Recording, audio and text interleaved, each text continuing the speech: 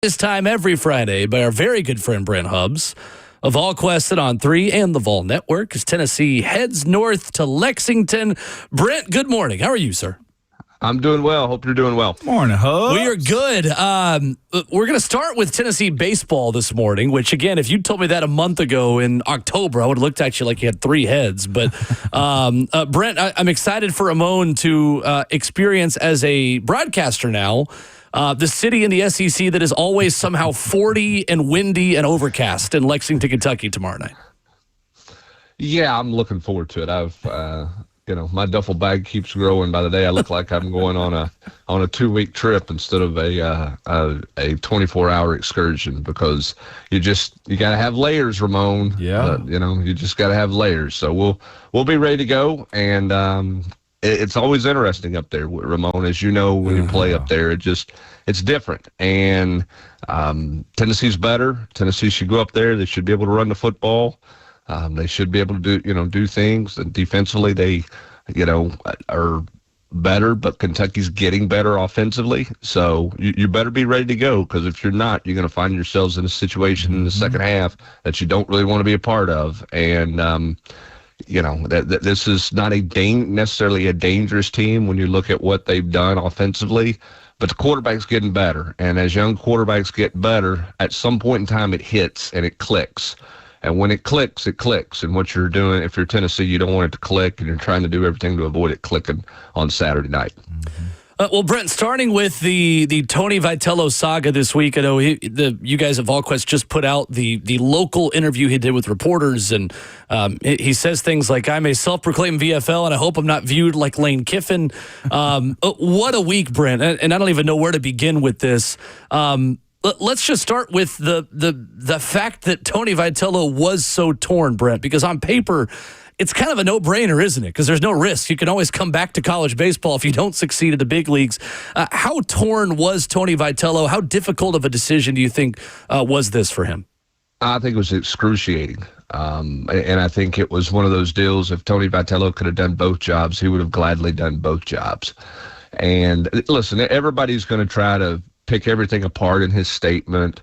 And some are going to say, see, he wasn't mad about anything. And then some are going to say, see, he was mad about this. We don't know everything in Tony Vitello's head. Here's what I know based on my personal interactions with Tony Vitello this week. Meeting him like TMZ, unfortunately, in the parking lot on Wednesday as he left campus after telling his team and coaches that he was leaving, you could see the pain, and you could feel the pain when you shook his hand, and he pulled me in for a good Italian hug. That he was it was a struggle. It was hard. And anybody who's ever been in a situation where whatever they were doing was not a job, you never clocked in, you never clocked out. If you were ever in something, if you were building something and you birthed it to a point of great success, it's hard to walk away from it, man. Whether it's the right thing for you to do to leave, or it's not the right thing, and you're trying to wrestle with, hey, this is a challenge ahead of me, and I'll never get another opportunity like this if I turn it down, and all those things. The core point of walking away from something that you created to the level that he created is extremely difficult. I don't know it at that level. I can tell you this, when I walked away from talk radio after putting my life into it for 7 years, 8 years, to go take on the adventure of the internet, I had a hard time resigning. It was painful just for me, and a little low-scale deal, getting a better job, not leaving town. And I know the emotions I felt that day I went in and said goodbye. To do what he is doing with the way he goes about his life and the way he pours into relationships and people, it was hard, and it's been hard. And there'll be days he has buyer's remorse, and there'll be days that he doesn't. And his hope is that he's not branded a villain by leaving here, and that nobody else is branded a villain by him no longer being here. And that was the message he was trying to convey to the fans in a very raw, unpolished statement that he gave to the local, media people yesterday. And let me say this too, and I know I'm rambling, but let me say this. If you want to know about Tony Vitello, he made sure that the 4 or 5 people that covered him every day, that came to fall practices and early winter scrimmages and went on the road with him and was there every day, every step of the way in this journey of building Tennessee baseball.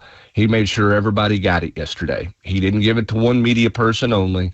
If he was going to give a statement or talk to one, he was going to do the same thing with everybody that he was in his core media group that had followed him and had covered him the entire time. A lot of respect for him. No doubt. Says a lot. That does say a lot right there. Hubs, you're a very human person and how you view these type of situations too. Will was reading me some of Tony Vitello's exit, I guess, conversation interviews that he's had. And I thought it was unique in this world of sports and how coaches jump jobs. This is the first one of this kind for Tony V. But he acknowledged, like, selfishly, I made a decision. And then he said that I had to make. We don't get that enough, I feel like, in this industry where we take contracts that probably hurt other teams and fans and stuff. But I thought that was super unique for him on a human level that I don't even know I thought he had. I thought he was just a robot of excitement, Hubs. No, he's very passionate. He's very human, and he is about, he's about relationships. He needed reassurance from his coaches and his players that it was all going to be okay if he left. And he got that reassurance, but that doesn't mean it wasn't painful. And again, when this was Tony Vitello's first head job, this was the first time he's been in charge when you think about it. I mean, he was assistants everywhere, and you have relationships when you're assistants, but this was blank canvas. You come in and you build it in the vision that you have with the people that you've had. And look at the people that haven't left him. Frank Anderson's not left him. Ross Kivitt's not left him. All these people who have stayed, Josh Elander, they've all been with him through the entire ride. And you've built this ride, and you've created this ride, and you've set it up for everybody, and now you're walking away from it. The human element in you says, I don't want to leave these guys and they're not going to be able to succeed. They have everything they need to succeed, but I want to make sure that they succeed. I mean, it's kind of hard because you sort of want to tiptoe out of the water. Mm-hmm. But in this case, you got to jump out. And finally, I think the Giants put the pressure on him on Wednesday. You're either going to jump out of the pool and jump in with us, or you're going to stay in the pool you're in. And ultimately, he decided to jump into another pool. Speaking of jumping in another pool, some people want to throw Danny White into the pool. What is that conversation? I know he opened up and cleared a lot of the Lady Vols baseball conversation. What was that dynamic like between Tony V and Danny White for the ones that do not know? Was it as bad as some made it seem, or is it just two guys doing their jobs? Well, I mean, if you're going to win in college athletics in the landscape that we're in, if you're not standing on the table all the time saying, I need more, I need more, I need more, then you probably don't want that guy to be your coach. And, I mean, if you're an athletics director and a coach comes to you and says, hey, listen, man, why don't you take $250,000 out of my budget and give it to them over there? They seem like they need a little bit more than I need. Okay, I mean, think about that. Who's doing that? Nobody's doing that because you're trying to keep up with the Joneses. Okay, you're in a competitive situation. Does school X down the road that I'm competing with have more than I have? Okay, you're always trying to get more. And, Tony Vitello obviously wanted to have everything he needed. That he did not want anybody else to have anything more than he had. And I don't know what anybody else has got. Nobody does. There's all these things there. At the same time, too, and Tony Vitello acknowledged this in his statement, you look at where baseball was from a funding, where it was when Tony Vitello got here. The creation of winning and the culture and the excitement and the brand that Tony Vitello created warranted more investment. And he has received more investment, which he acknowledges. A new stadium. He was making over $3 million. His staff was one of the highest paid staffs in the country. They obviously did things to help student athletes. There was an NIL factor, several years ago when it first started. There was a ton, and there has been and will continue to be a ton of investment into baseball. But we'll never know exactly where everything's at. But I think Danny White made it clear in his press conference that baseball had the resources they needed to win championships. I think Tony Vitello, in his statement this morning, for those who haven't read it, made it clear that this was not a money thing. He had the money he needed to win. That's what he said in his statement today. And so the two sides have spoken. Is there something different in somebody's thought bubble? Ramon, we're never going to know. No doubt. Just real quick, that staff that you mentioned, does he take them with him? Do they stay? What happens? I know the strength and conditioning coach is a personality. Elander, Coach Anderson, like these are name known guys. Are they retained, or does Tony take them to the big leagues with him? I think Q, as strength coach, could be a big league guy. He's got a special assistant to him as well that might go with him. I think it's Coach Perry. But I think the San Francisco Giants are not going to let him bring everybody with him. But because if you're the Giants and you're in management of the Giants and you've just hired a guy who's going to be learning on the job and figuring out how to manage 162 games, that's not counting spring training, and figuring out, I thought, I don't know if it was it wasn't Chris Burke. It was the pitching coach at Georgia, or the head coach at Georgia, who was a pitching coach and with the Twins, said it best. Yeah. He said the thing Tony's going to struggle with is understanding that losing streaks happen. Losing happens. You're not going to lose 10 ball games and that's your year. You're going to lose about as many as you win. Even the year he was in the pros, he said he won 101 games and he lost 61. Never lost 61 games in his life. So there's a learning curve to not just how to actually manage a game in a week, but there's a learning curve to understanding the marathon portion of this and not the sprint. And I think the Giants would want Tony Vitello to surround himself with guys who have some major league experience who can help him kind of navigate that, particularly early on in this process as he becomes a manager in the big leagues. Brent, one more on baseball before we get to Tennessee, Kentucky. Any early indications on front runners for the job? And I know Tennessee fans and former players especially might view Josh Elander as kind of a slam dunk. Is that maybe shared within the university? I don't know that it's shared university within the university. I think there's certainly people in the university who believe that Josh Elander can do this job and is ready to do this job, and they feel like that Josh Elander is a guy whose time has come to get an opportunity. And I think it's important to note that, and I think this is why the interview process is so important for Josh Elander. And I think Danny White spoke of this. I mean, Josh Elander has to make it clear to those who don't know him in this process that, and you know, Danny White acknowledged that he's not close to Josh Elander. Josh Elander's his own person. He's not Tony Vitello 2.0. And if he were to get this job, fans have to understand that. But he also has to make that clear to everybody in the interview process that he's going to do it his way. He has to have a plan. He has to make sure everybody understands that plan. That's not because, you know, nobody wants a Vitello person around. I don't think there's anything like that. I think it's a situation where Josh Elander has to be Josh Elander, and he has to make it clear that he is Josh Elander. He's not what the previous guy was in that way. So, you know, certainly he's a candidate for the job. Danny White's going to look around the country and see what else is out there and talk to other people.